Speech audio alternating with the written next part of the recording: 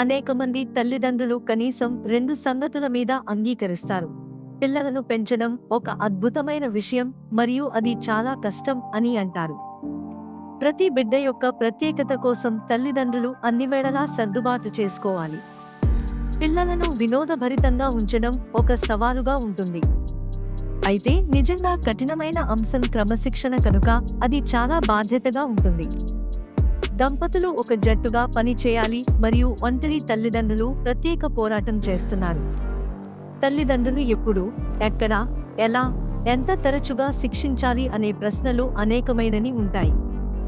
నేటి తల్లిదండ్రులకు కేవలం ఏది సరైనదో తెలియకపోవడం సాధ్యమే.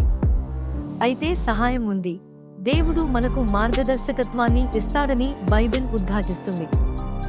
శత్రువైన సాతాను లోకంలో ఉండటం వల్ల మనం జాగ్రత్తగా ఉంటే మంచిది అని బైబిల్ మనకు హెచ్చరిస్తుంది. దేవుడు మనకు తన వాక్యంతో మరియు పరిశుద్ధాత్మతో లోకంలో ఏ విధమైన యుద్ధానైనా ఎదుర్కోవడానికి శక్తి ఇస్తాడు. అనేక మంది క్రైస్తవ తల్లిదండ్రులు పిల్లల్ని పెంచడానికి బైబిల్లో ఉన్న దేవుని సత్యాలు సరిపడవని అనుకుంటారు, కాబట్టి వారు లోకంలో ఇతర మార్గాల్ని ప్రయత్నిస్తారు.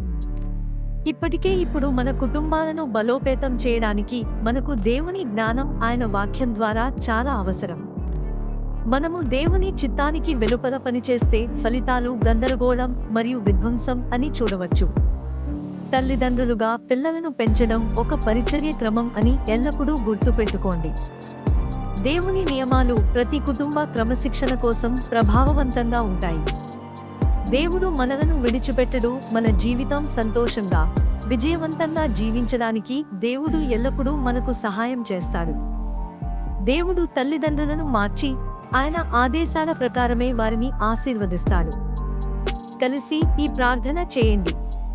ప్రియమైన ప్రభువైన యేసు, మేము తల్లిదండ్రులుగా నీ సహాయం మరియు జ్ఞానాన్ని అడుగుతున్నాము.